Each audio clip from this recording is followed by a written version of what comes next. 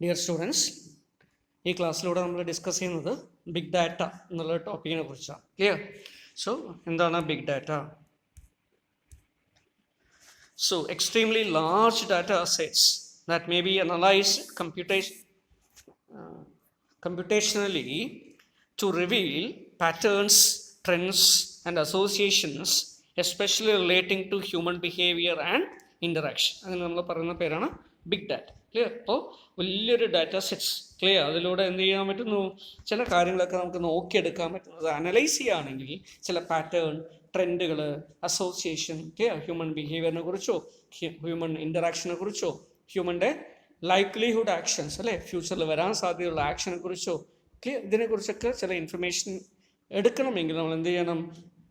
കുറച്ച് data, huge volume of data നമ്മൾ എന്ത് ചെയ്യേണ്ടി വരും? അനലൈസ് ചെയ്യുന്നത്. ഇങ്ങനെ ലാർജ് ഡാറ്റ സെറ്റ്സിനെ അനലൈസ് ചെയ്യുമ്പോൾ അതിന് പറയുന്ന പേരാണ് ബിഗ് ഡാറ്റ അനാലിസിസ് അല്ലെങ്കിൽ big data analytics. So data that is huge in size and yet growing exponentially with time. Big ഡാറ്റയുടെ ഒരു പ്രത്യേകതയാണ്. So they are huge in size. എൻ്റെ സൈസ് ചിലപ്പോൾ ടെറാബൈറ്റ്, പെൻറ്റാബൈറ്റ്, ക്ലിയർ, അങ്ങനെയുള്ള അതിലേക്ക് അങ്ങനെ വളരെ കൂടുതലായിട്ടായിരിക്കും പോവുക. ക്ലിയർ? And growing also. എന്താ ഗ്രോയിങ്? വളർന്നുകൊണ്ടേയിരിക്കുന്നു, അതിൻ്റെ ഡാറ്റയുടെ അളവ് കൂടിക്കൊണ്ടേയിരിക്കുന്നു. ക്ലിയർ? അപ്പം അങ്ങനെ വരുന്നു. Okay, then example stock market data, social media data, അല്ലേ, എക്സാമ്പിളായിട്ട് ഇവിടെ പറഞ്ഞു. സ്റ്റോക്ക് മാർക്കറ്റിൻ്റെ പ്രത്യേകത എന്താ? ഓരോ ദിവസം കഴിയുന്നോറും, ഓരോ മിനിറ്റ് കഴിയുന്നോറും ഡാറ്റ എന്ത് ചെയ്യുന്ന മാനിപ്പുലേറ്റ് ചെയ്തുകൊണ്ടേ ഇരിക്കണം, അല്ലെങ്കിൽ അക്കോമുലേറ്റ് ചെയ്തുകൊണ്ടേ ഇരിക്കണം. ക്ലിയർ? ഇത്തരത്തിൽ huge volume of data is being generated. Clear? Every fraction of second. Clear? Every fraction of time.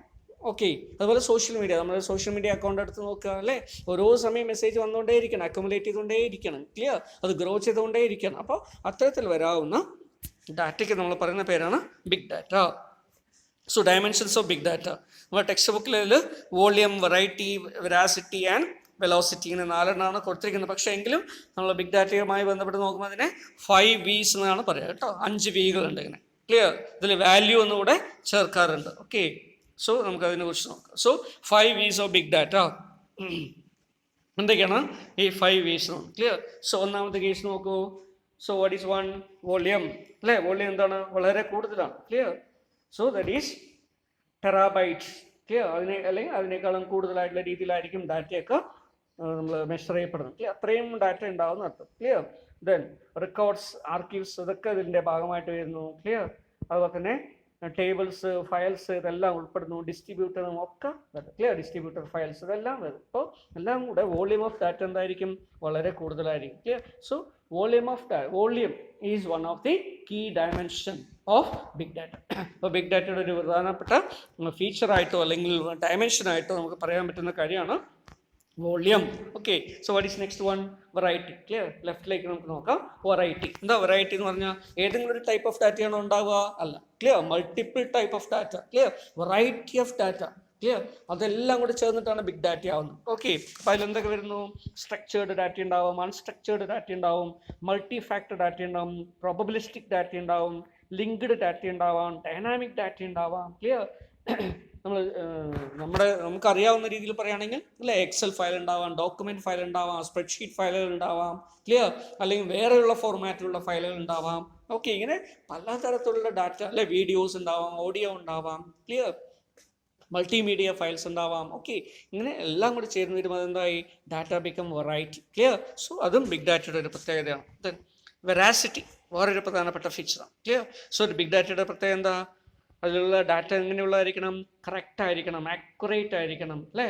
അപ്പോൾ അതുകൊണ്ട് ബിഗ് ഡാറ്റയുടെ വേറൊരു പ്രത്യേകതയായിട്ടോ ഡയമെൻഷനായിട്ടോ പറയേണ്ട ഒരു കാര്യമാണ് veracity. Clear? So truthfulness, authenticity, origin, reputation, availability, accountability, ഇതെല്ലാം എന്തിൻ്റെ ഭാഗമാണ്? വെറാസിറ്റിയുടെ ഭാഗമാണ്, അല്ലേ? നമുക്കൊരു ഡാറ്റ വെറുതെ ഉണ്ടായാൽ പോരാ, കുറേ പേജ്, അല്ലേ, നമ്മൾ പരീക്ഷയ്ക്ക് ചില കുട്ടികൾ എഴുതുന്ന പോലെ, അല്ലേ, എസ് എഴുതുമ്പോൾ 10 പേജോ അല്ലെങ്കിൽ 4 പേജോ 5 പേജോ 6 പേജോ വെറുതെ എന്തെങ്കിലുമൊക്കെ എഴുതി വെക്കുന്നു, അല്ലേ? പണ്ട് നിങ്ങൾ കേട്ടിട്ടുണ്ടാവും, അല്ലേ? ഒരു കുട്ടി പരീക്ഷയ്ക്ക് ഒരു ചോദ്യം ചോദിച്ചത്രേ. ക്ലിയർ? മഴ പെയ്യുന്നത് എങ്ങനെ, അല്ലേ, മഴയുണ്ടാകുന്നത് എങ്ങനെയെന്ന് ചോദിച്ചപ്പോൾ അതിന് 4 പേജോളം എന്തെഴുതി, അല്ലേ? നമുക്കറിയാം, ആൻസർക്ക് അറിയാം, ഞാൻ പറയുന്നില്ല. ക്ലിയർ? അപ്പോൾ ഈ രീതിയിൽ ഒരേ വാക്ക് തന്നെ, ക്ലിയർ, ചറപറാന്ന് എഴുതിക്കൊണ്ട് അങ്ങനെ കുറേ റിപ്പീറ്റ് ചെയ്ത് എഴുതിയതുകൊണ്ട് കാര്യമുണ്ടോ? ഇല്ല. പിന്നെന്ത് വേണം? So we require correct data, truthful data, clear, authentic data, data from origin, clear, data based on reputation, clear, that is data from reputable sources, okay, then availability, accountability, ഇതൊക്കെ ഉണ്ടാവുള്ളൂ. അപ്പോൾ അപ്പോഴേ അത് വെറാസിറ്റി ഉണ്ടാവുള്ളൂ. ക്ലിയർ? ദെൻ അതുപോലെ തന്നെ velocity, വേറൊരു പ്രധാനപ്പെട്ട ഫീച്ചറാണ് വെലോസിറ്റി. ക്ലിയർ? ഓക്കെ, എന്താണ് വെലോസിറ്റി? സോ ദാറ്റ് ഈസ് അതിൻ്റെ സ്പീഡിന് കുറിക്കുന്നതാണ് എന്ത്? Velocity. Clear? So velocity indicates the speed, clear, with which data is get collected, data is get processed, data is get analyse. Okay, അപ്പോൾ അത് ഉണ്ടായിരിക്കണം. So batch vice ആയിട്ടോ real time ആയിട്ടോ near time ആയിട്ടോ, clear, പ്രോസസ്സുകളായിട്ടോ stream ആയിട്ടോ ഒക്കെ നമുക്ക് കിട്ടുന്നു. ക്ലിയർ? അപ്പോൾ ഇതൊക്കെ അതിൻ്റെ ഒരു പ്രത്യേകതയാണ്. അപ്പോൾ ഡാറ്റയുടെ പ്രത്യേകത എന്താ? അതിൻ്റെ വെലോസിറ്റിയിലും വ്യത്യാസം ഉണ്ടാകും. ക്ലിയർ? പല രീതിയിലും ഓൺലൈനായിട്ടായിരിക്കാം, അല്ലെ റിയൽ ടൈം ആയിരിക്കാം, ചിലത് നിയർ ടൈം ആയിരിക്കാം, ക്ലിയർ, ഓഫ്ലൈൻ ആയിരിക്കാം, ബാച്ച് വൈസ് ബാച്ച് പ്രോസസ്സിങ് ആയിരിക്കും ചിലപ്പോൾ നടക്കുന്നത്. ക്ലിയർ? അപ്പം ഇങ്ങനെ ഒട്ടനവധി കാര്യങ്ങൾ സ്പീഡിനെ സംബന്ധിക്കുന്ന കാര്യങ്ങളാണ്. Clear? Then value. Clear? So what is value? That is statistical, അല്ലേ? ഒരു ഡാറ്റ കളക്ട് ചെയ്തു, അതിന് യാതൊരു മൂല്യമില്ല എന്ന് വിചാരിക്കുക, അല്ലേ? അതിന് നമുക്ക് എന്ത് പറയാൻ പറ്റില്ല? ബിഗ് ഡാറ്റയുടെ അനാലിസിസോ അല്ലെങ്കിൽ അനലിറ്റിക്സിനോ ഉപയോഗിച്ചിട്ട് കാര്യമില്ല. അപ്പോൾ എന്ത് വേണം അതിന്? It should have some value. Clear? അപ്പോൾ അതിന് വേണ്ടി എന്താണ്? അത് സ്റ്റാറ്റിസ്റ്റിക്കലി നമുക്ക് അനലൈസ് ചെയ്യാൻ പറ്റുന്നതായിരിക്കണം, അല്ലേ? ഈവൻസ്, ക്ലിയർ, ഈവൻസ് ബേസ്ഡ് ആയിട്ടുള്ള കാര്യങ്ങൾ നമുക്ക് അതിന് പ്രിഡിക്റ്റ് ചെയ്യാൻ പറ്റണം, അല്ലേ? കോറിലേഷൻസ് ഉണ്ടാക്കിയെടുക്കാൻ പറ്റണം. കുറേ ഡാറ്റ കിട്ടി, ഒരു ഡാറ്റ മറ്റൊരു ഡാറ്റയുള്ള കോറിലേഷൻസ് ഉണ്ടാക്കിയെടുക്കാൻ പറ്റണം, അല്ലേ? ഹൈപ്പത്തറ്റിക്കൽ അല്ലെങ്കിൽ ഹൈപ്പോത്തിസിസ് ഫ്രെയിം ചെയ്യാൻ പറ്റണം. ഇങ്ങനെയൊക്കെ വരുന്ന സമയത്ത് എന്താവും? Data become values. ക്ലിയർ? അതിൽ നിന്ന് നമുക്ക് ഇൻഫർമേഷൻ കിട്ടും. ആ ഇൻഫർമേഷൻ പവർഫുൾ ആണ് അല്ലെങ്കിൽ വാല്യൂ ഉള്ളതാണെന്ന് പറയാൻ പറ്റും. ക്ലിയർ? സോ ബിഗ് ഡാറ്റയുടെ ഒരു പ്രത്യേകത എന്താ? It should have value. Clear? Then variability, വേറൊരു പ്രധാനപ്പെട്ട ഫീച്ചറാണ് variability. So that is changing data. Data എപ്പോഴും എന്തായിരിക്കും? ചേഞ്ച് ചെയ്യണം, അല്ലേ? അപ്ഡേറ്റഡ് ആയിരിക്കണം. Okay, so changing data, changing model, linkages, ഇതിലൊക്കെ മാറ്റം വരുന്നതായിരിക്കണം. Clear? Data keep on changing. Clear? So data change ചെയ്യണം, മോഡൽസ്, ഡാറ്റ കളക്ഷൻ മോഡലോ അനാലിസിസ് മോഡലോ പ്രോസസ്സിംഗ് മോഡലൊക്കെ ചേഞ്ച് ചെയ്തുകൊണ്ടിരിക്കണം, ലിങ്കേജസ് ചേഞ്ച് ചെയ്തുകൊണ്ടിരിക്കണം. ക്ലിയർ? അപ്പോഴേ അങ്ങനെയുള്ളൊരു വേരിയബിലിറ്റി ഉണ്ടെങ്കിൽ എന്ത് പറയുള്ളൂ? അത് നമുക്ക് നല്ലൊരു ബിഗ് ഡാറ്റ എന്ന് പറയാൻ പറ്റും. Clear? So that is why these are all the 5 V's of big data. Okay, ഇപ്പോൾ നേരത്തെ നമ്മൾ നോക്കിയല്ലേ, ഡയമെൻഷൻ നോക്കുമ്പോൾ പറയുന്നുണ്ടായി വോളിയം, വെറൈറ്റി, അല്ലേ, വെറാസിറ്റി, അതുപോലെ തന്നെ വെലോസിറ്റി നമ്മൾ പറഞ്ഞു. Clear?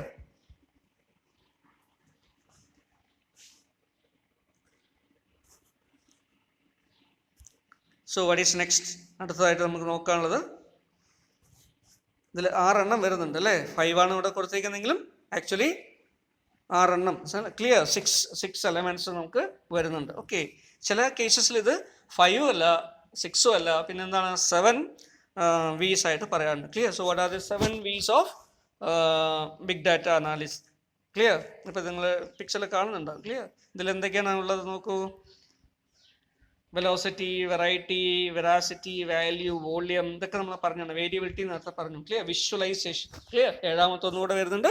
That is called visualisation. Clear? അപ്പോൾ വിഷ്വലൈസേഷൻ എന്നതും ഒരു പ്രധാനപ്പെട്ട ഡയമെൻഷനായിട്ട് നമുക്ക് ബിഗ് ഡാറ്റയെ കുറിച്ച് പറയാൻ പറ്റും. Clear? That is data in a manner that is readable, visualise ചെയ്യാൻ പറ്റുന്ന, അക്സസിബിൾ ചെയ്യാൻ പറ്റുന്ന, അല്ലേ, പ്രസൻറ്റ് ചെയ്യാൻ പറ്റും, പ്രസൻറ്റബിൾ ആയിട്ടുള്ള ഒരു ഫോമാറ്റിലായിരിക്കണം അത് വേണ്ടത്. ക്ലിയർ? അപ്പോഴേ അതിനെന്ത് പറയാൻ പറ്റുള്ളൂ? ബിഗ് ഡാറ്റ അനലിറ്റിക്സ് കൊണ്ട് യൂസ് ഉള്ളൂ, അല്ലെങ്കിൽ അതിനെ ബിഗ് ഡാറ്റ എന്ന് പറയാൻ പറ്റും. ക്ലിയർ? സോ ബിഗ് ഡാറ്റയുടെ പ്രധാനപ്പെട്ട ചില ഡയമെൻഷൻസ് ആണ് പറഞ്ഞത്. ഓക്കെ,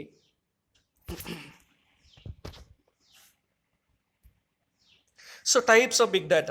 ബിഗ് ഡാറ്റയുടെ ടൈപ്പ് നമ്മൾ നോക്കുകയാണെങ്കിൽ പ്രധാനമായിട്ട് 3 ആയിട്ടാണ് ഇതിനെ തരംതിരിക്കുന്നത്. Number 1 structured data. Clear? Number 2 semi structured data. Number 3 unstructured data. Clear? ഇവിടെ ഗ്രാഫിൽ നിങ്ങൾ കാണുന്നുണ്ടാവും, അല്ലേ? സ്ട്രക്ചർ എന്ന് പറയുമ്പോൾ എന്താണ്? ഓർഡർലി ഡാറ്റയാണ്. Clear? Data is orderly arranged and grouped in the form of tables. Clear? Database എന്നുള്ള ഡാറ്റയൊക്കെ എങ്ങനെയായിരിക്കും? ചിലപ്പോൾ എന്തായിരിക്കും? അത് സെമി സ്ട്രക്ചേർഡ് ആയിരിക്കും. ഓക്കെ, അത്രത്തോളം സ്ട്രക്ചേർഡ് ആയിട്ടായിരിക്കില്ല ലഭിക്കുക. ക്ലിയർ? ചിലത് എന്തായിരിക്കും? അൺസ്ട്രക്ചേർഡ് ആയിരിക്കും. സോ ഇങ്ങനെ നമുക്ക് ബിഗ് ഡാറ്റയുടെ ഫയൽസിനെ അല്ലെങ്കിൽ ബിഗ് ഡാറ്റയുടെ ടൈപ്പിനെ നമുക്ക് എന്ത് ചെയ്യാം? ഇങ്ങനെ 3 ആയിട്ട് ഡിവൈഡ് ചെയ്യാം. Okay, so next is technologies and concepts of big data. Big data അനാലിറ്റിക്സിന് വേണ്ടി നമ്മൾ ഉപയോഗിക്കുന്ന ബിഗ് ഡാറ്റയിൽ ഉപയോഗിക്കുന്ന പ്രധാനപ്പെട്ട ചില ടെക്നോളജീസിനെ കുറിച്ചാണ് നോക്കുന്നത്. ക്ലിയർ? ഇപ്പോൾ നമ്മുടെ ടെക്സ്റ്റ് ബുക്കിൽ കൊടുത്തിരിക്കുന്നത് എന്തൊക്കെയാണ്? ഒന്ന് ബിസിനസ് ഇൻ്റലിജൻസ്, അല്ലേ? BI നമ്മൾ ആദ്യം തന്നെ പഠിച്ചതാണ്, അല്ലേ? ഇതിൻ്റെ ഇൻട്രഡക്ഷൻ ചാപ്റ്ററിൽ, അല്ലെങ്കിൽ ഈ ചാപ്റ്ററിൻ്റെ ഇൻട്രഡക്ഷൻ പറയുമ്പോൾ തന്നെ BA എന്താണ്, BI എന്താണെന്നൊക്കെ നമ്മൾ നോക്കിയതാണ്. Okay, anyway business intelligence, clear? തീരുമാനങ്ങൾ എടുക്കുന്നതിന് വേണ്ടി, മാനേജറിയൽ ഡിസിഷൻ മേക്കിങ്ങിന് വേണ്ടി, ബിസിനസ്സിൻ്റെ പ്രോസ്പെക്ട്സും ഡെവലപ്മെൻറ്റൊക്കെ ഉറപ്പുവരുത്തുന്നതിന് വേണ്ടി എന്ത് ചെയ്യുന്നുണ്ട്? നമ്മൾ ബിസിനസ് ഇൻ്റലിജൻസ് ആക്ടിവിറ്റി, അല്ലേ, ചെയ്യാറുണ്ട്. Data collection, clear?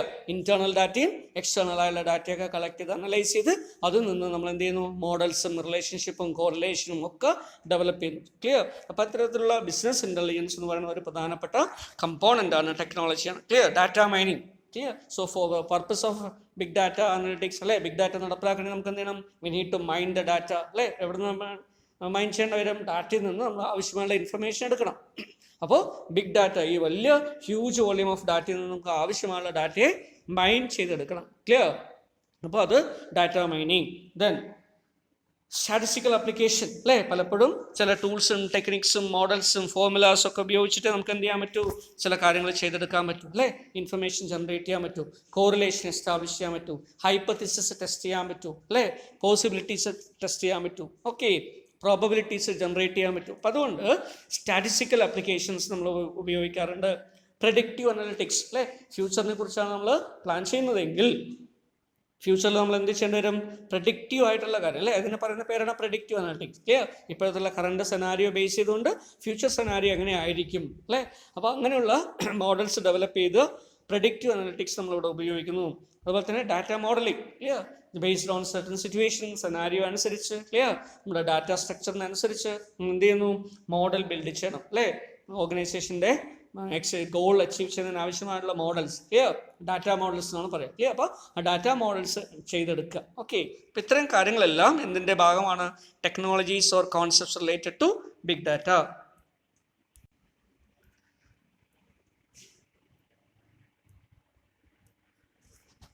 ഓക്കെ, നമുക്ക് അടുത്തായിട്ട് നോക്കാനുള്ളത് ബിഗ് ഡാറ്റ അനലിറ്റിക്സ് നമ്മൾ ഫോളോ ചെയ്യുന്ന, അല്ലെങ്കിൽ ബിഗ് ഡാറ്റയുടെ വേണ്ടി നമ്മൾ ഫോളോ ചെയ്യുന്ന മെത്തഡോളജി എന്താണ്? Clear? So what is the working methodology for big data? Clear? പ്രധാനമായിട്ടും 3 സ്റ്റേജായിട്ട് നമുക്ക് നോക്കാം. Integrate, then second stage is manage, and third one is analyse. Clear? അപ്പോൾ ഡാറ്റ കളക്ട് ചെയ്യണം. ക്ലിയർ? കളക്ട് ചെയ്യുന്നതിൻ്റെ ഭാഗമായിട്ട് എന്ത് ചെയ്യണം? ഈ കളക്ട് ചെയ്യുന്ന ഡാറ്റ ഡ്യൂപ്ലിക്കേഷനോ റിഡൻഡൻസിയോ അല്ലെങ്കിൽ മറ്റുള്ള തരത്തിലുള്ള ഓവർലോഡോ ഒന്നും ഇല്ലാത്ത തരത്തിൽ വേണം എടുക്കാൻ. അപ്പോൾ അതിന് എന്ത് ചെയ്യണം? So we need to integrate data flow. Clear? ഇപ്പോൾ ഒരു ഓർഗനൈസേഷനുള്ളിൽ എന്ത് ചെയ്യണം? ഡാറ്റ കളക്ട് ചെയ്യാനുള്ള ഒരു മെക്കാനിസം ഉണ്ടായിരിക്കണം, പ്ലാൻ ഉണ്ടായിരിക്കണം. ക്ലിയർ? അതനുസരിച്ച് സ്ട്രക്ചേർഡ് ആയുള്ള രീതിയിൽ, ഇൻ്റഗ്രേറ്റഡ് ആയുള്ള രീതിയിൽ ഡിഫറെൻറ്റ് ഡിപ്പാർട്ട്മെൻറ്റിൽ സെയിം ഡാറ്റ ഉപയോഗിക്കുന്നുണ്ടാവും. ക്ലിയർ? ഡിഫറെൻറ്റ് മോഡൽസും ഡിഫറെൻറ്റ് ഫോംസ് ഒക്കെ ഉപയോഗിച്ച് കഴിഞ്ഞാൽ കിട്ടില്ല, അല്ലേ? നമുക്കത് ബുദ്ധിമുട്ടായിട്ട് മാറും. അതിനെ തമ്മിൽ ബന്ധിപ്പിക്കാൻ ബുദ്ധിമുട്ടായിരിക്കും, അല്ലെങ്കിൽ അനലൈസ് ചെയ്യാൻ ബുദ്ധിമുട്ടായിരിക്കും. അപ്പോൾ എന്ത് ചെയ്യണം? So we need to draft a common format. Clear? അത് ഒരു കോമൺ ഡാറ്റ കോമൺ ആയിട്ട് തന്നെ എന്ത് ചെയ്യണം? ഓർഗനൈസേഷനുള്ളിലെല്ലാം ഷെയർ ചെയ്യപ്പെടണം. ഒരു ഡിപ്പാർട്ട്മെൻറ്റിലെ ഡാറ്റ മറ്റൊരു ഡിപ്പാർട്ട്മെൻറ്റിലേക്ക് ആവശ്യമാണ്, റിലവൻ്റ് ആണെങ്കിൽ എന്ത് ചെയ്യണം? ഷെയർ ചെയ്യപ്പെടണം. ക്ലിയർ? അപ്പോൾ ഇത്തരത്തിലുള്ള ഇൻ്റഗ്രേഷൻ, അപ്പോൾ അതിന് പറയുന്ന പേരാണ് ഇൻ്റഗ്രേഷൻ. ക്ലിയർ? അപ്പോൾ അത് ഡാറ്റ കളക്ഷൻ്റെ ഒരു പ്രധാനപ്പെട്ട ഘടകമാണ്. പിന്നെ എന്ത് ചെയ്യണം? മാനേജർ. ഇങ്ങനെ ഇൻ്റഗ്രേറ്റ് ചെയ്തിട്ട് കളക്ട് ചെയ്യപ്പെടുന്ന ഡാറ്റ, അക്യുമുലേറ്റ് ചെയ്യപ്പെടുന്ന ഡാറ്റ, സ്റ്റോർ ചെയ്യപ്പെടുന്ന ഡാറ്റ നമ്മുടെ ഡാറ്റാബേസ് ഉണ്ടാവും. അതിനെന്ത് ചെയ്യണം? പ്രോപ്പറായിട്ട് മാനേജ് ചെയ്യണം. ക്ലിയർ? അപ്പോൾ നമ്മുടെ ഡാറ്റാബേസ് മാനേജ്മെൻറ്റ് സിസ്റ്റം ഉണ്ടായിരിക്കണം. ആ ഡാറ്റാബേസ് മാനേജ്മെൻറ്റ് സിസ്റ്റം ഡെവലപ്പ് ചെയ്യുമ്പോൾ അത് റിലേഷണൽ ഡാറ്റാബേസ് ആയിട്ട് മാറ്റണം. ക്ലിയർ? അപ്പോൾ അതിനനുസരിച്ച് ഡാറ്റാ സെറ്റ്സ് തമ്മിലുള്ള കോറിലേഷൻ, ക്ലിയർ? ഡാറ്റാ സെറ്റ്സ് തമ്മിലുള്ള റിലേഷൻഷിപ്പ്, ക്ലിയർ? ഐഡൻറ്റിഫൈ ചെയ്യാനും അതിനനുസരിച്ച് ബിഹേവ് ചെയ്യാനും അല്ലെങ്കിൽ പ്രോസസ്സ് ചെയ്യാനൊക്കെ കേപ്പബിലിറ്റി ഉണ്ടായിരിക്കണം. ഓക്കെ, ഇപ്പോൾ ഡാറ്റാബേസ് മാനേജ്മെൻറ്റ് ചെയ്യണം. ദെൻ പിന്നീട് എന്ത് ചെയ്യണം? ആവശ്യമുള്ള സമയത്ത് എന്ത് ചെയ്യണം? അനലൈസ് ചെയ്യണം. ക്ലിയർ? അപ്പോൾ കുറേ ഹ്യൂജ് വോള്യൂം ഓഫ് ഡാറ്റ കുറേ പീരീഡിലേക്കുള്ളത് നമ്മൾ അനലൈസ് ചെയ്യുന്നത്. ക്ലിയർ? അപ്പോൾ അത്തരത്തിൽ അനാലിസിസ് ചെയ്യണം. അപ്പോൾ അനാലിസിസിന് ആവശ്യമായിട്ടുള്ള മോഡൽസ് വേണം, അല്ലേ? വർക്കിംഗ് മെത്തഡോളജി വേണം, സോഫ്റ്റ്വെയർ. ക്ലിയർ? ഇങ്ങനെയുള്ള ഒട്ടനവധി കാര്യങ്ങൾ നമ്മൾ ശ്രദ്ധിക്കുന്നതാണ്. ഇതെല്ലാം വർക്കിംഗ് മെത്തഡോളജി ആയിട്ട് നമുക്ക് പറയാം. Then so what is next? So as the next one is advantage of big data. പ്രധാനമായിട്ടും ബിഗ് ഡാറ്റ കൊണ്ടുള്ള അഡ്വാൻറ്റേജ് എന്തൊക്കെയാണ്? ക്ലിയർ? ബെനിഫിറ്റ്സ് എന്തൊക്കെയാണ്? Number 1, improved business process. അല്ലേ? സ്ക്രീനിൽ നിങ്ങൾ കാണുന്നുണ്ടാവും. ക്ലിയർ? ബിസിനസ് പ്രോസസ്സ് എന്ത് ചെയ്യാൻ പറ്റുന്നു? ഇംപ്രൂവ് ചെയ്യാൻ പറ്റുന്നു. Then improved decision making through AI or BI, clear, business intelligence അല്ലെങ്കിൽ ആർട്ടിഫിഷ്യൽ ഇൻ്റലിജൻസ് ഒക്കെ വഴി നമുക്ക് എന്ത് ചെയ്യാൻ പറ്റുന്നു, ബിസിനസ്സിൻ്റെ തീരുമാനങ്ങൾ കുറച്ചുകൂടെ എഫിഷ്യൻ്റ് ആയിട്ട് എടുക്കാൻ പറ്റും, ഇംപ്രൂവ്ഡ് ആയിട്ടുള്ള രീതിയിലുള്ള ഡിസിഷൻ മേക്കിംഗ് സാധ്യമാക്കുന്നു. ദെൻ ഇംപ്രൂവ്ഡ് കസ്റ്റമർ സർവീസസ്, അല്ലേ, കസ്റ്റമർ സർവീസസ് CRM വഴിയൊക്കെ നമുക്ക് എന്ത് ചെയ്യാൻ പറ്റുന്നു, വളരെ എഫിഷ്യൻ്റ് ആയിട്ട് പെർഫോം ചെയ്യാൻ പറ്റുന്നു. സാറ്റിസ്ഫൈഡ് ആയിട്ടുള്ള ലോയൽ ആയിട്ടുള്ള കസ്റ്റമേഴ്സിനെ ക്രിയേറ്റ് ചെയ്യാൻ ഇതുവഴി പറ്റുന്നു. Then fraud detection, clear, big data പ്രധാനമായിട്ട് ഉപയോഗിക്കുന്ന വേറൊരു ഏരിയ ആണെന്ത്, ഫ്രോഡ് ഡിറ്റക്ഷൻ. ക്ലിയർ, ഓർഗനൈസേഷൻ ആയിക്കോട്ടെ, ബിസിനസ് ആയിക്കോട്ടെ, അല്ലെങ്കിൽ ഗവൺമെൻറ് ആയിക്കോട്ടെ, ക്ലിയർ, അപ്പോൾ ഇതൊക്കെ എന്ത് ചെയ്യാൻ പറ്റും, ഫ്രോഡ് ഡിറ്റക്ഷനാണ്, അല്ലേ. ഇപ്പോൾ ഇൻകം ടാക്സ് ഡിപ്പാർട്ട്മെൻറ്റ് തന്നെ പലതരത്തിലും ഫ്രോഡ് ഡിറ്റക്ഷന് വേണ്ടി ബിഗ് ഡാറ്റ അനലൈസ് ചെയ്യുന്നുണ്ട്. ക്ലിയർ, ഇപ്പോൾ ചില ആൾക്കാർ ചിലപ്പോൾ ടാക്സ് റിട്ടേൺ ഫയൽ ചെയ്യുമ്പോൾ ഇൻകം മറച്ചു വെച്ചിട്ടായിരിക്കും ചെയ്യുക. ക്ലിയർ, അതെന്ത് ചെയ്യുന്നു, അവർക്ക് അനലൈസ് ചെയ്തെടുക്കാൻ പറ്റും. ക്ലിയർ, സോഷ്യൽ മീഡിയ വഴിയോ അല്ലെങ്കിൽ മറ്റുള്ള തരത്തിലുള്ള ഇതൊക്കെ ഉള്ള ഡാറ്റയൊക്കെ അനലൈസ് ചെയ്ത് കഴിഞ്ഞാൽ എന്ത് കിട്ടും, പാൻ ബേസ്ഡ് ആയിട്ടുള്ള കുറേ ഡാറ്റ അനലൈസ് ചെയ്ത് കഴിഞ്ഞാൽ നമ്മുടെ സോഴ്സ് ഓഫ് ഇൻകം അല്ലെങ്കിൽ എന്തൊക്കെ ഇൻകം നമുക്ക് ഉണ്ടായത് നമുക്ക് ട്രേസ് ചെയ്തെടുക്കാൻ പറ്റും. ക്ലിയർ, ഇപ്പോൾ ഫ്രോഡ് ഡിറ്റക്ഷനൊക്കെ ഇത് പ്രധാനമായിട്ടും ഉപയോഗിക്കുന്നുണ്ട്.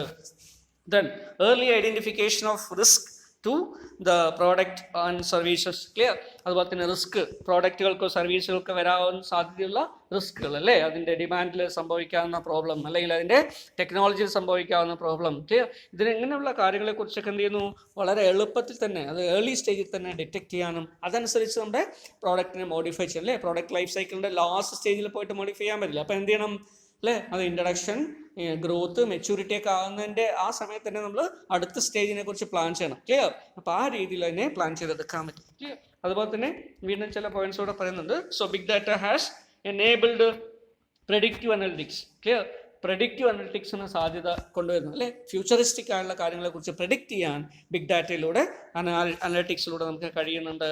Then predictive analysis has helped the organization grow business by analyzing customer needs. Customer needs നെ കുറിച്ച് അനലൈസ് ചെയ്തുകൊണ്ട്, ക്ലിയർ, ബിസിനസ്സിനെ ഗ്രോ ചെയ്യാൻ നേരത്തെയുള്ള അതിനേക്കാളും, അല്ലേ, വോളിയം ഓഫ് ബിസിനസ് കൂട്ടാൻ, സെയിൽസ് കൂട്ടാൻ, മാർക്കറ്റ് കൂട്ടാൻ, റവന്യൂ കൂട്ടാൻ. ക്ലിയർ, ഇങ്ങനെ ഒരു ഇൻക്രീസ്ഡ് ബിസിനസ് പ്രോസ്പെക്ട്സിന് എന്ത് കാരണമാവുന്നു, ബിഗ് ഡാറ്റ കാരണമാവുന്നു. Then big data has enabled many multimedia platforms to share data. Clear, that is example YouTube, Instagram. Clear, big ഡാറ്റയുടെ ഒരു പ്രത്യേകത എന്താ, പലതരത്തിലുള്ള ഡാറ്റ, അല്ലേ, വെറൈറ്റി ഓഫ് ഡാറ്റയാണ്. അപ്പോൾ അതുകൊണ്ട് തന്നെ എന്ത് ചെയ്യാൻ പറ്റുന്നത്, പല സോഴ്സസ് നിന്നുള്ള ഡാറ്റയെ നമുക്ക് എന്ത് ചെയ്യാൻ പറ്റുന്നു, അനാലിസിസിന് വേണ്ടി ഉപയോഗിക്കാൻ പറ്റുന്നു. Clear, so big data has enabled many multimedia platform, അല്ലേ, യൂട്യൂബ് എന്നുള്ള ഡാറ്റ ആയിക്കോട്ടെ, ഇൻസ്റ്റാഗ്രാം എന്നുള്ള ഡാറ്റ ആയിക്കോട്ടെ, സോഷ്യൽ മീഡിയ എന്നുള്ള ഡാറ്റ ആയിക്കോട്ടെ. ക്ലിയർ, ഈ ഡാറ്റയൊക്കെ നമുക്ക് എന്ത് ചെയ്യാൻ പറ്റുന്നു, ബിസിനസ് പർപ്പസിന് വേണ്ടി അനലൈസ് ചെയ്യാൻ വേണ്ടി ഉപയോഗിക്കാൻ പറ്റും. Clear, then medical and health care, clear, sectors can keep patients under constant observation. Clear, big data അനലിറ്റിക്സിന്റെ ഭാഗമായിട്ട് എന്ത് ചെയ്യുന്നു, നമുക്ക് ഹെൽത്ത് കെയർ സെക്ടറിൽ വളരെ ബൂമാണ് വരുന്നത്, അല്ലേ. ഇപ്പോൾ നിങ്ങൾ ഒരു പക്ഷേ കഴിഞ്ഞ ഇൻഡിപെൻഡൻസ് ഡേയിൽ, അല്ലേ, നമ്മളിപ്പോൾ പ്രൈം മിനിസ്റ്റർ ഒരു അനൗൺസ്മെന്റ് ചെയ്യുണ്ടായി, അല്ലേ, ഡിജിറ്റൽ ഹെൽത്ത് കാർഡ് എല്ലാ സിറ്റിസൺസിനും digital health number, clear, health card number നൽകാൻ വേണ്ടിയിട്ട്. അപ്പോൾ അതെന്താണ്, ഒരു ഡാറ്റാബേസ് ക്രിയേറ്റ് ചെയ്യണം, എല്ലാ ആൾക്കാരുടെയും ഡാറ്റാബേസ് ക്രിയേറ്റ്. ഇതുപോലെ ഇപ്പം തന്നെ നമുക്ക് നാഷണൽ ഹെൽത്ത് മിഷൻ്റെ ഭാഗമായിട്ടൊക്കെ എന്ത് ചെയ്യുന്നുണ്ട്, ഡാറ്റാബേസ് ഉണ്ടാക്കിയെടുക്കുന്നുണ്ട്. അപ്പോൾ നമുക്കറിയാം, ക്ലിയർ, എവിടെയാണ് ഒരു എപ്പിഡമിക്സ് ബ്രേക്ക് ഔട്ട് ചെയ്യുന്നത്, എന്തുകൊണ്ടാണ് വരുന്നത്, അല്ലേ, കൊറോണ ബാധിക്കുന്നത്, അല്ലേ, ആരോഗ്യ സേതു ആപ്പിനെ കുറിച്ചൊക്കെ നിങ്ങൾ കേട്ടിട്ടുണ്ടോ, അല്ലേ. So it collects data from registered entity, registered people. Clear, അതുകൊണ്ട് നമുക്ക് എന്ത് ചെയ്യാൻ പറ്റുന്നു, ട്രാക്ക് ചെയ്യാൻ പറ്റുന്നു. അതുപോലെ തന്നെ ചില സ്റ്റഡീസ് ഒക്കെ നടത്താൻ പറ്റുന്നു. ക്ലിയർ, എവിടെയാണ് സ്പ്രെഡിങ് വരുന്നത്, എവിടെ ക്ലസ്റ്റർ ഫോം ചെയ്യുന്നു, ക്ലിയർ, എവിടെയാണ് നമ്മൾ ശ്രദ്ധിക്കേണ്ടത്, എവിടെയാണ് കണ്ടെയ്ൻമെൻറ്റ് ചെയ്യേണ്ടത്, ക്ലിയർ, എവിടെ നമുക്ക് അൺലോക്ക് ചെയ്യാം, എവിടെ ലോക്ക്ഡൗൺ വേണം, ഇങ്ങനെയുള്ള കാര്യങ്ങളൊക്കെ പ്ലാൻ ചെയ്തെടുക്കാൻ പറ്റും. അതുപോലെ തന്നെയാണ് ഹെൽത്ത് കെയറിൽ ഓരോ വ്യക്തികളുടെയും, ക്ലിയർ, ട്രീറ്റ്മെൻറ്റ് ഇതുവരെ എന്തായിരുന്നു, എന്തൊക്കെ മെഡിസിൻസ് അവർ കഴിച്ചിട്ടുണ്ട്, അല്ലെങ്കിൽ എന്താണ് അവരുടെ ട്രീറ്റ്മെൻറ്റ്, ഓക്കെ, അവരുടെ റിക്വയർമെൻറ്റ് എന്താണ്, ഹെൽത്ത് കണ്ടീഷൻസ് എന്താണ്, ഇതൊക്കെ നമുക്ക് മോണിറ്റർ ചെയ്തെടുക്കാൻ പറ്റും. അപ്പോൾ ഇത്തരത്തിൽ ബിഗ് ഡാറ്റ ഒരു പ്രധാനപ്പെട്ട അപ്ലൈഡ് ഏരിയ ആണ് medical. Then big data change the face of customer based companies and world wide market. Clear, അപ്പോൾ ബിഗ് ഡാറ്റയുടെ ഫലമായിട്ട് നമ്മുടെ മാർക്കറ്റിൻ്റെ സൈസ് എന്ത് ചെയ്യാൻ പറ്റും, വേൾഡ് വൈഡ് ആക്കി മാറ്റാൻ പറ്റും. അതുപോലെ കസ്റ്റമർ ബേസ്ഡ് ആയിട്ടുള്ള കമ്പനികൾക്ക്, സർവീസുകൾ പ്രൊവൈഡ് ചെയ്യുന്ന കമ്പനികൾക്ക് ഇതൊരു വലിയ ഒരു ബൂണായിട്ട് മാറും. എന്താ കാരണം, കസ്റ്റമേഴ്സിനെ അവരുടെ ടേസ്റ്റ്, പ്രിഫറൻസ്, ലൈക്സ്, അല്ലേ, ഇതൊക്കെ ഡിസ്ലൈക്സ്, ഇതൊക്കെ നമുക്ക് നോക്കിയിട്ട് പ്രോഡക്റ്റും മാർക്കറ്റിങ്ങും സ്ട്രാറ്റജീസും പ്രൊമോഷനും ഒക്കെ അതിനനുസരിച്ച് സ്ട്രീം ലൈൻ ചെയ്യാൻ ഇതുവഴി കഴിയും. Clear, so these are all the advantages. The disadvantages of big data പ്രധാനമായിട്ടും ചില കാര്യങ്ങളാണ് നോക്കുന്നത്. ഒന്ന്, കോസ്റ്റ് ഓഫ് സ്റ്റോറേജ് അല്ലേ. ബിഗ് ഡാറ്റ നമ്മൾ പ്രത്യേകിച്ച് ട്രഡീഷണൽ മോഡലാണെന്ന് വിചാരിക്കുക അല്ലേ. ഇപ്പോഴൊക്കെ ആകുമ്പോൾ നമുക്ക് വെർച്വലി സ്റ്റോറേജ് ചെയ്യാം അല്ലേ, ഇലക്ട്രോണിക്കലി സ്റ്റോർ ചെയ്യാം, വളരെ ചെറിയ സ്പേസിൽ വലിയ huge volume of data store ചെയ്യാൻ പറ്റും. പക്ഷേ ഒരു ട്രഡീഷണൽ മോഡായിട്ട് നമ്മൾ പറയുകയാണെങ്കിൽ ബിഗ് ഡാറ്റ പറ്റില്ല. എന്താ കാരണം? അത്രയും ഹ്യൂജ് സ്റ്റോറേജ് കോസ്റ്റ് ഉണ്ടാവും. Clear? The unstructured nature of big data. മിക്കവാറും ഡാറ്റ ക്ലിയർ. സ്ട്രക്ചേർഡ് ഡാറ്റ എന്ന് പറഞ്ഞാൽ എന്താ? ടിപ്പ് ഓഫ് ഐസ്ബർഗ് എന്ന് പറയും. ക്ലിയർ? ഐസ്ബർഗിന്റെ ടിപ്പ് മുകളിൽ കാണപ്പെടുന്നത് വളരെ ചെറിയ പോർഷൻ അല്ലേ, അത് മാത്രമാണ് സ്ട്രക്ചർ ഇടുന്നത്. ബാക്കിയൊക്കെ എന്താണ്? അൺസ്ട്രക്ചേർഡ് ഡാറ്റയാണ്. ക്ലിയർ? അപ്പോൾ താഴെയുള്ളതൊക്കെ അൺസ്ട്രക്ചേർഡ് ഡാറ്റയാണ്. ഓക്കെ, അപ്പോൾ അതുകൊണ്ട് എന്താണ് അത് കൂടുതൽ നമുക്ക് എന്ത് വേണ്ടി വരുന്നു? അനാലിസിസ് കൂടുതൽ കോംപ്ലിക്കേഷൻ ആക്കി മാറ്റുന്നു. അതിനനുസരിച്ച് ക്ലിയർ കോസ്റ്റ് കൂടുന്നു. ഇപ്പോൾ അൺസ്ട്രക്ചേർഡ് ഡാറ്റ അതുള്ളത് ഒരു ലിമിറ്റേഷൻ ആയിട്ട്, ഡ്രോബാക്ക് ആയിട്ട് പറയും. Clear? So most of the data clear in big data analysis is unstructured in nature. Clear? Violation of privacy. Privacyയുടെ violation ഒരു പ്രധാനപ്പെട്ട ഇഷ്യൂ ആയിട്ട് നമുക്ക് പറയാൻ പറ്റും. Then chance of manipulation of customer records. Clear? പലപ്പോഴും ബിഗ് ഡാറ്റ അനാലിറ്റിക്സിന്റെ ഭാഗമായിട്ട് എന്ത് ചെയ്യാനുള്ള സാധ്യതയുണ്ട്? കസ്റ്റമർ റെക്കോർഡ്സിൽ മാനിപ്പുലേഷൻ വരുത്താനുള്ള സാധ്യതയുണ്ട് അല്ലേ. പോസിറ്റീവ് നെഗറ്റീവ് ഒക്കെ ഇൻഫർമേഷൻ ഒക്കെ കിട്ടുന്നതിന് വേണ്ടി അല്ലേ. പോസിറ്റീവ് ഇൻഫർമേഷൻ കിട്ടാൻ വേണ്ടി ചിലപ്പോൾ എന്ത് ചെയ്യും? കസ്റ്റമേഴ്സിന്റെ ആക്ച്വൽ ഡാറ്റ നമ്മൾ മറച്ചു വെച്ചുകൊണ്ട് വേറെ രീതിയിൽ ഡാറ്റാബേസ് എഡിറ്റിംഗ് ഒക്കെ ചെയ്ത് അല്ലേ ഡാറ്റ മോഡിഫൈ ചെയ്യാനുള്ള സാധ്യത വരും. Okay, then social satisfaction issue. അതുപോലെ തന്നെ സോഷ്യൽ സാറ്റിസ്ഫാക്ഷൻ ഇഷ്യൂസും ക്ലിയർ ഒരു പ്രധാനപ്പെട്ട ഡ്രോബാക്ക് ആയിട്ട് പറയാം. Clear? Then not useful in the short run അല്ലേ. ബിഗ് ഡാറ്റ അനലിറ്റിക്സ് ഒക്കെ ഉപയോഗിക്കുമ്പോൾ അതൊരു ലോങ് പീരീഡിലേക്കാണ് എൻ്റെ ചില റിസൾട്ട് കിട്ടും. ഷോർട്ട് പീരീഡിൽ ഇതിന് വലിയ യൂസ് ഒന്നും ഇല്ല അല്ലേ. നമ്മൾ ഡാറ്റയൊക്കെ കളക്ട് ചെയ്ത് അനലൈസ് ചെയ്ത് അതിൻ്റെ ഇൻഫർമേഷൻ ഇംപ്ലിമെൻറ്റ് ചെയ്യാൻ പോകുമ്പോഴേക്കും ചില കാര്യങ്ങളൊക്കെ മാറി. അപ്പോൾ ഷോർട്ട് പീരീഡിൽ ഒന്നും നടക്കില്ല, അല്ലെങ്കിൽ വളരെ ലെസ് ഇമ്പോർട്ടൻ്റ് ആണ്. പക്ഷെ ലോങ് പീരീഡിൽ ഇത് വലിയൊരു സ്കോപ്പ്ഫുൾ ആയിട്ടുള്ള ഒരു കാര്യമായിരിക്കും. Clear? Then chances of misleading result from analysis. പലപ്പോഴും അനാലിസിസ് കിട്ടുന്ന റിസൾട്ട് എന്തായിരിക്കാം? മിസ്ലീഡിങ് ആയിരിക്കാം. Clear? May be big data analysis will be carried out through opinion. Clear? അല്ലെങ്കിൽ അവരുടെ സോഷ്യൽ മീഡിയയിലുള്ള ഒപ്പീനിയൻസിനെ ബേസ് ചെയ്തിട്ടോ റെസ്പോൺസിനെ ബേസ് ചെയ്തിട്ടോ ഫീഡ്ബാക്കിനെ ബേസ് ചെയ്തിട്ടോ അല്ലേ. നമ്മൾ ചിലപ്പോൾ ഒരു പ്രോഡക്റ്റ് വാങ്ങിക്കാൻ വേണ്ടി പ്രോഡക്റ്റ് റിവ്യൂ എടുത്ത് നോക്കിയാൽ നമുക്ക് അറിയാൻ പറ്റും അല്ലേ. ചില ആൾക്കാർ വളരെ പോസിറ്റീവായിട്ട് പറഞ്ഞു, ചില ആൾക്കാർ വളരെ നെഗറ്റീവായിട്ട് പറഞ്ഞു. ക്ലിയർ? അപ്പോൾ ഇത്തരത്തിലുള്ള എക്സ്ട്രീംസ് ഒക്കെ വരാം. ഇത് എന്തിനെ ബാധിക്കും? So it will affect the result. Clear? Then mismatch with real data due to speedy updates. Clear? അതുപോലെ തന്നെ mismatch with real data ആയിട്ടുള്ള മിസ്മാച്ച് വരാനുള്ള സാധ്യത because of speedy updates. Clear? Updates വരുന്നതിൻ്റെ ഫലമായി സ്പീഡി അപ്ഡേറ്റ്സിൻ്റെ ലാക്ക് ഉണ്ടെങ്കിൽ അല്ലേ, അത് അപ്ഡേറ്റ് ചെയ്യാനുള്ള ബുദ്ധിമുട്ടുണ്ടെങ്കിൽ എന്ത് ചെയ്യാം? മിസ്മാച്ച് വരാം. ക്ലിയർ? ഒറിജിനൽ ഡാറ്റ അല്ലെങ്കിൽ നമുക്ക് അവൈലബിൾ ആയുള്ള ഡാറ്റയും ഇപ്പോഴുള്ള ഡാറ്റയും തമ്മിൽ എന്തുണ്ടാവാം? വ്യത്യാസങ്ങൾ വരാം.